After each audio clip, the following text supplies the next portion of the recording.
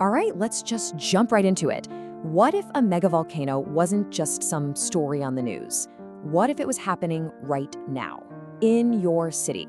We're talking about your home, your streets, facing one of the most incredible, powerful forces on our planet. Seriously, just picture it. It's the middle of the day, but the sky goes completely dark. The sun is just gone.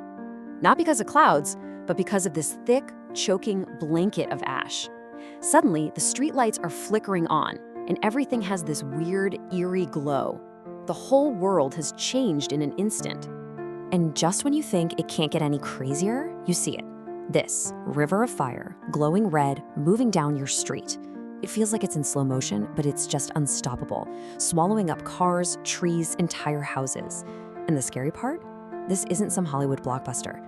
This is a real-life possibility for millions of people who live in the shadow of these giants. So yeah, this isn't science fiction, it's a very real threat. The big question is, what happens next? Well, that's what we're here to figure out. We're gonna look at the science, we're gonna look at past events, and really break down what goes down when a volcano decides to wake up in a modern city. Okay, so before all that chaos, there's the quiet before the storm. See, the danger doesn't just pop up out of thin air. It's all about where you are. It's a risk that comes down to straight-up geography and geology. Some cities, well, they were just built right in the path of a sleeping giant. So you might be asking, what exactly makes a city a target? Well, it's a whole mix of things.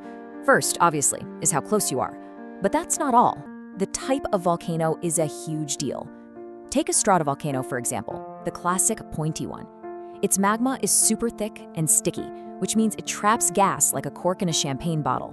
All that pressure builds and builds until, boom, you get a much more explosive eruption.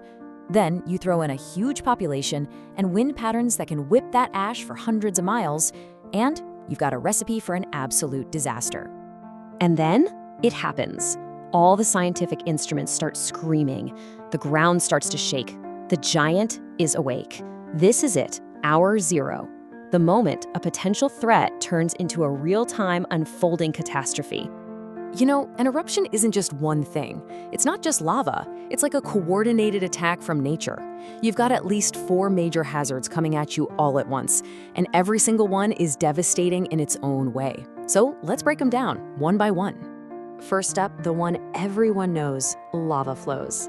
Now, you might see them in videos and think they look kind of slow, and they can be, but don't let that fool you. They are absolutely relentless. They don't just knock things over, they completely erase them. Roads, buildings, power lines, everything gets buried under tons and tons of molten rock. And let's talk about the heat. We're talking over 1,000 degrees Celsius. That is hot enough to melt steel beams. It vaporizes water mains instantly. There is literally nothing we can build that can stop it. Nothing. But here's the thing, as scary as lava is, it's not actually the deadliest part of an eruption. No way. That terrifying honor goes to something called a pyroclastic flow. Now, this isn't liquid rock.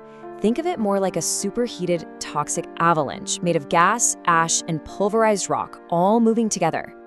And this is what makes them the ultimate killer.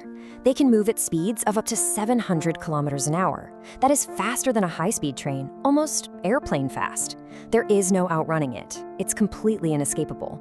A pyroclastic flow can wipe out an entire part of a city in a matter of seconds. Seconds. Before anyone even has a chance to realize what's happening. All right, so even if you survive all of that, the immediate eruption, the disaster is a long, long way from being over. Because after the shaking stops and the flows cool down, a whole new set of problems begins. We're talking about a ripple effect of long-term consequences that can literally be felt around the globe. And this is a really key idea here, the difference between destruction and disruption. The eruption itself, that's the destruction part. It knocks down buildings, tears up roads, severs power lines. But the aftermath, that's the disruption. It messes with everything. The economy tanks because there's no way to do business, farms are buried, and people start getting sick with chronic health issues, like lung problems from breathing in all that fine ash for weeks or months. And when we say global, we mean global. Get this.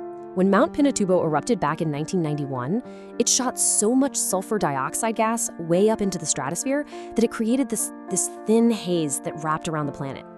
It actually reflected sunlight back into space and caused the entire planet's temperature to drop by about half a degree Celsius for 2 years. I mean, that's the kind of power we're talking about from just one volcano.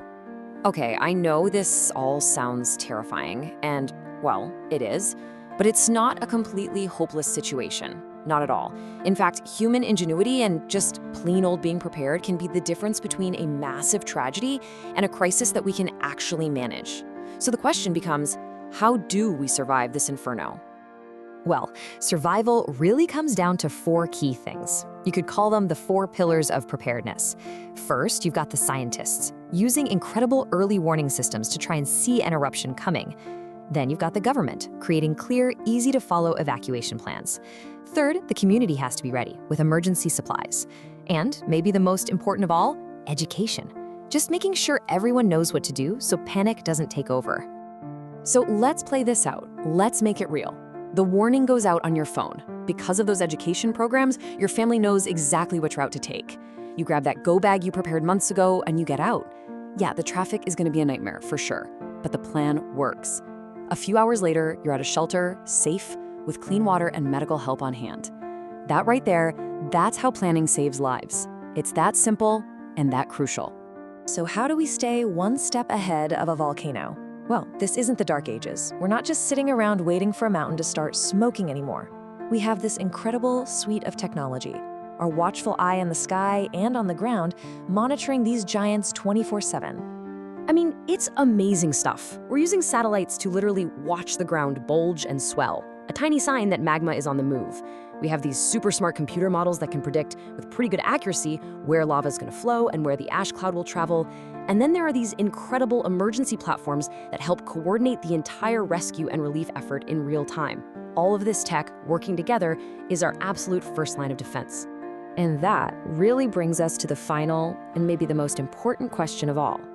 Science gives us the eyes to see the disaster coming. Technology gives us the tools to prepare for it. But all of it is completely useless if we, as communities, as families, as individuals, aren't ready to actually listen to those warnings and do what needs to be done. We can watch the planet's giants all we want. The real question is, are we prepared to listen?